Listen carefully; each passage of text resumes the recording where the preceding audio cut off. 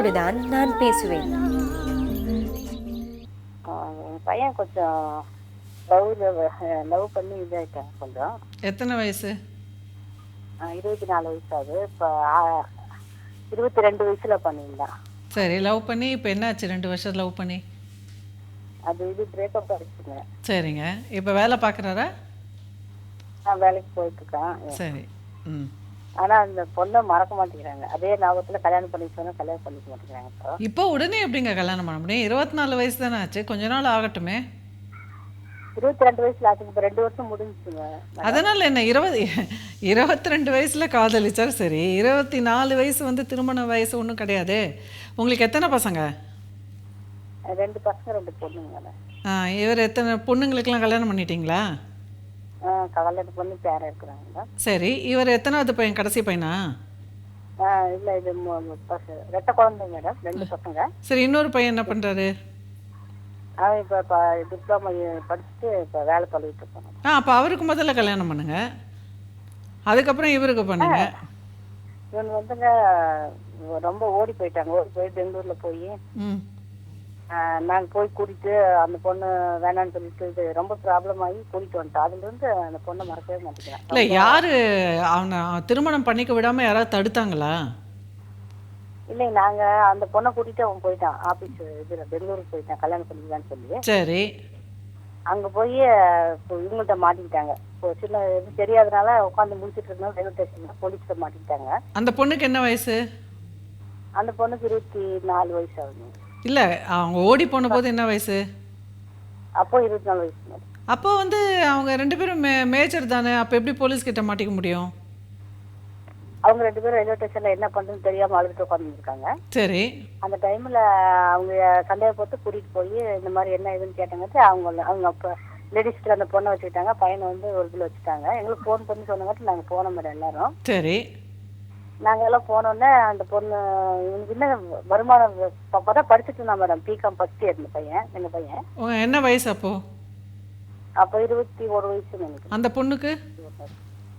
பொண்ணுக்கு 23 வயசு மேம். அந்த பொண்ணு ஜாஸ்தி 2 வயசு பெருசு மேம். சரி, அப்போ 2 பேரும் அடல்ட் தானே, அப்போ நீங்கள் மேஜர் தானே, 2 பேருமே திருமணம் பண்ணி வச்சிருக்கலாமேன்னு கேட்குறேன் நான். அதில் மேடம் அப்பதான் அவன் படிச்சுட்டு இருந்தான். அவனுக்கு இன்னும் என்ன வருமானம் இல்லை, அப்பா இல்லை, அவன் தான் குடும்பம் காப்பாற்றணும். எதுவுமே இல்லை மேடம், வீட்டில் எந்த வருமானம். அந்த பொண்ணு வீட்டில் என்ன பண்ணிட்டு இருந்தாங்க? அந்த பொண்ணு என்ன பண்ணிட்டு இருந்தது? அந்த பொண்ணு 2 பேரும் காலேஜில் படிச்சுட்டு இருந்தாங்க அவங்க. அந்த பொண்ணு வீட்டில் என்ன சொன்னாங்க? அவங்க வந்து வேணாங்க, நாங்கள் ஜாதி வந்து அவங்க ரொம்ப கீழ் ஜாதி மேடம், நாங்கள் முஸ்லீம்ஸு, அதனால அவங்க வேணாம். என்னங்க முஸ்லீம்ஸில் கிறிஸ்துவஸில் ஜாதி பிரச்சனையே கிடையாது, இந்துவில் தான் ஜாதி பிரச்சனைன்றாங்க. நீங்கள் என்னடானாக்கா நீங்கள் ஜாதியில் வசதிங்கிறீங்க, என்ன இதெல்லாம்? அப்படி இல்லைங்க, வசதி இல்லைங்க. அவங்களே வேணான்னு சொல்லிட்டாங்க. எங்களுக்கு வேணாம், ரொம்ப ப்ராப்ளம், பின்னாடி குழந்தை பிறந்தா இப்படி ஆகும் அப்படி ஆகும்னு சொல்லி அவங்க பேரண்ட்ஸ் எல்லாம் வந்தாங்க. அவங்க பேரண்ட்ஸ் எல்லாம் வந்து பயப்படுத்திட்டாங்க. இந்த பொண்ணு வரலைன்னா நாங்கள் விஷம் குடிச்சு செத்துருவோம்னு சொன்னங்காட்டி அந்த பொண்ணு பயந்துக்கிட்டு நான் வேணாம் நான் போறேன்னு சொல்லிச்சு. பெங்களூர்ல எல்லாத்துக்கு முன்னாடி சொல்லிட்டாங்க. சரி, அதுக்கப்புறம் உங்கள் பையனை கூட்டிகிட்டு வந்துட்டு அவர் படித்து முடிச்சுட்டு வேலைக்கு போகிறாரு இல்லையா? எங்கள் பையனை கூப்பிட்டு வந்துட்டாங்க. அப்போ இருந்தே அந்த பொண்ணு 2 வருஷமா 1 வருஷமா சாப்பாடு இல்லாமல் சரியா வேலைக்கு போகாமல் வேணுக்குன்னு அடம் பண்ணிகிட்டே இருந்தான். இப்போ கொஞ்சம் பரவாயில்லைங்க. இப்போ அந்த பொண்ணுக்கு திருமணம் ஆயிடுச்சாமா? இல்லைங்க மேடம், அந்த பொண்ணு. சரி, இப்போ நீங்கள் உங்கள் பையனுக்கு வேலை கிடச்சிருச்சுல, இப்போ போய் திருப்பி சம்பந்தம் கேட்டு பாருங்களேன் அந்த பொண்ணுக்கு. அவங்க கொடுக்க மாட்டாங்க மேடம். அவங்க வந்து ரொம்ப இதாக பண்ணுறாங்க. வேணாம், நான் எங்கள் நாளைக்கு குழந்தை பிறகு ப்ராப்ளம் வரும் அந்த மாதிரி பண்ணுறாங்க. ரொம்ப சண்டை பிரச்சனையாயிடுச்சு மேடம். அந்த பொண்ணு இப்போ வாட்டி ஃபோன் போட்டு கேட்டாங்க அவங்க. இல்லை, இப்போ அந்த பொண்ணு இன்னும் விரும்பிட்டு இருக்கா உங்கள் பையனை? அதான் தெரியல மேடம். நாங்கள் அதுக்கப்புறம் அந்த பக்கம் போகல, எதுவுமே இல்லை, லிங்க் இது இல்லைங்க மேடம். சரி, உங்கள் பையனுக்கு இப்போ என்ன வேணுங்கிறாரு? அந்த பொண்ணு மொபைலில் அந்த ஃபோட்டோ வச்சுக்கிட்டு மறக்கவே மாட்டேங்கிறேன் மேடம். கல்யாணம் பண்ணி அதாம்மா நான் சொல்கிறேன். இப்போ அந்த பொண்ணு வந்து மறக்காமல் இருக்குது, இவரும் மறக்காமல் இருக்காரு அப்படின்னா, இப்போ உங்கள் பையனுக்கு வேலை கிடச்சாச்சு. அப்போ வந்து படிப்பு இல்லை வேலை இல்லைன்னு சொல்லி வேண்டான்னு சொன்னீங்க. இப்போ படிப்பு வந்தாச்சு, வேலைக்கும் போகிறாரு.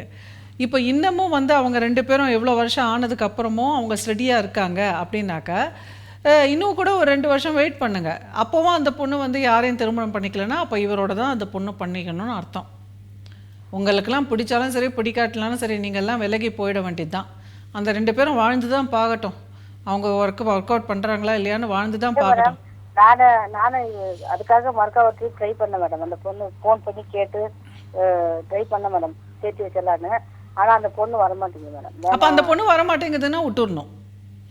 அப்போ அந்த பொண்ணு இந்த பையன் விட மாட்டேங்கிறேன் மேடம். அந்த பையன் அப்போ உங்கள் பையனுக்கு அப்படியே இருக்கட்டும். இப்போ உங்கள் பையனுக்கு கல்யாணம் பண்ணி என்ன ஆகணும் இப்போ நாட்டுக்கு? உங்கள் பையன் தனியாக தான் இருக்கட்டும். என்ன இப்போ டெம்பரவரியா ஒரு 5000 6000 சம்பளத்துக்கு போயிட்டு இருக்கோம், அவ்வளவுதான். அதான் அப்போ ஏன் கல்யாணம் பண்ணணும்னு அவசரப்படுறீங்கன்னு நான் கேட்குறேன். இப்போ நீங்கள் தான் பிரச்சனையே. உங்கள் பையன் அந்த ஃபோட்டோ வச்சுட்டு அழுதுட்டு தான் இருக்கட்டும். இப்போ என்ன இப்போ இப்போ நான் இப்போ ஒரு படம் வந்துச்சு 96. இப்போ ஒரு படம் வந்துச்சுங்க 96ன்னு. அந்த படத்தில் ஹீரோ வந்து எவ்வளோ வருஷம் வந்து அந்த பொண்ணை ஏங்கிக்கிட்டு அப்படியே சுற்றுறாருன்னு காமிச்சாங்க. அது எல்லாருக்கும் நாட்டில் பிடிச்சிருந்தது. அதுக்கப்புறம் எத்தனையோ பேர் வந்து எஃப்எம்லேயும் இதுலேயும் வந்துட்டு நான் 15 வருஷமாக அப்படி தான் இருக்கேன், நான் ரொம்ப சந்தோஷமாக இருக்கேன், 10 வருஷமாக அப்படி தான் இருக்கேன், அந்த பொண்ணுன்னு வச்சு சந்தோஷமாக இருக்கேன்றாங்க. ஸோ அப்படி நாட்டில் எத்தனையோ பேர் சும்மா நினச்சிக்கிட்டே கூட சந்தோஷமாக தான் வாழ்கிறாங்க. விட்டுடுங்களேன், அவங்கவுங்க வாழ்க்கை அவங்கவுங்க வாழட்டமே. எதுக்கு பெற்றோர்கள் வந்து இப்படி கம்பல் பண்ணுறீங்க? உங்கள் பையனுக்கு என்னைக்காவது திருமணம் வேணும்னாக்கா அவனே கேட்பான். எனக்கு ஏதாவது ஒண்ணா அவன் வாழ்க்கை இப்படியே போயிட்டு என்ன பண்றது மேடம்? அதனால கவலை. வேற ஏதோ அவன் அவரோட வாழ்க்கைக்கு அவருக்கு ரொம்ப அக்கறை இருக்கும் உங்களை விட. அவரோட வாழ்க்கையே அப்படி வாழணும்னு அவருக்கு தெரியணும். அவருக்கு தெரியும். அவர் வேலைக்கு போகிறாரு, வாழ்கிறாரு, அவ்வளோதான். அதுக்கப்புறம் அவருக்கா ஒரு தேவை வந்து அவருக்கா ஒரு பெண் இல்லாமல் என்னால் வாழ முடியாதுன்னு நினைக்கும் பொழுது தான் அவர் திருமணம் பண்ணிக்கணும். இப்போ உங்களை மாதிரி தாய்மார்கள் நச்சரித்து நெய்ன்னு பண்ணி ஏதோ ஒரு பொண்ணை கல்யாணம் பண்ணி வச்சு அதுக்கப்புறம் அந்த பொண்ணு வாழாமல் எல்லார் வாழ்க்கையும் கெடுக்குறீங்க. இல்லை மேடம், நான் நச்சு பண்ணல. கல்யாணம் பத்தி பேசினா எனக்கு வேண்டாம், தம்பிக்கு என்ன பொண்ணு, எனக்கு கல்யாணம் வேண்டாம். அதான் விட்டுடுங்க. நான் அதுதான் நச்சு. கல்யாணத்தை பற்றி ஏன் பேசுகிறீங்க? பிடிக்காத விஷயத்த ஏன் பேசுகிறீங்க? அதுதான் நச்சு. அதான் மற்றபடிலாம் கிரிக்கெட் ஆர்டர் போறது சாப்பிடுறது எல்லாம் கரெக்டா. சரி, நீங்கள் புரிஞ்சுக்க போகிறது இல்லை, விடுங்க. ஆனா இது மட்டும் பேசினா மட்டும் வேணாம். பேசாதீங்க, கல்யாணத்தை பற்றி பேசாதீங்க, சரியா? கல்யாணத்தை பற்றி பேசாதீங்க, அந்த ஆச்சு மேடம். சரியா? கல்யாணத்தை பற்றி பேச கேட்டா கொடுக்க மாட்டேங்கிறாங்க மேடம். கொடுத்தா கூட கட்டி வச்சுருங்க மேடம். ஆனா அவங்க வந்து இப்போ வந்து வேணாங்கிறாங்க. ஆனா இவன் வேணுங்கிறாங்க பொண்ணு, அவங்க வேணாங்கிறாங்க. என்ன வேணும் போட்டு நீங்கள் இந்த விஷயத்தில் நீங்கள் தலையிடாதீங்க, சரியா? உங்கள் மகனா வந்து ஹேண்டில் பண்ணிட்டோம். அவருக்கா எப்போ கல்யாணம் பண்ணிக்கணும்? நாங்களாம் சேர்ந்து கெடுத்து என் மேலே வெறுப்பாகவே இருக்காங்க. நாங்களாம் போய் அவனுக்கு நம்பிக்கை கொடுக்கல. அந்த பொண்ணுக்கு வேலை இல்லை அது இல்லைன்னு சொல்லி சொன்னாங்க. எடுத்தாலும் அந்த பொண்ணு பயந்துட்டு போயிடுச்சுன்னு சொல்லி அதுதான் முடிஞ்சு போச்சேம்மா. அதுக்கு மேலே என் மேலே கோபமா இருக்கேன் மேடம். உங்கள் மேலே கோபமாக இருந்தால் என்ன பிரயோஜனம்? நீங்கள் கொஞ்சம் பிரேக் எடுத்துக்கங்க. நீங்கள் இந்த விஷயத்துலேருந்து பிரேக் எடுத்துக்கங்க, ஓகே? உங்கள் பையனோட காதல் தோல்வியை அவனே கடந்து வரட்டும். நீங்கள் உட்காந்து சும்மா வேடிக்கை பாருங்க. ரொம்ப போட்டு உங்களுக்கு வேற வேலை எதுவும் வேலை? ஏதாவது உடம்பு சரியில்லை, ஏதாவது ஆயிட்டா நாளைக்கு பின்னாடி இப்படியே இருந்துருவானோ அப்படிங்கிற பயம். பின்னாடி இப்படியே இருந்துட்டா பரவாயில்ல, வேற ஒரு பொண்ணை கல்யாணம் பண்ணிட்டா அது கூட வாழாமல் இருந்தால் தான் கஷ்டம்.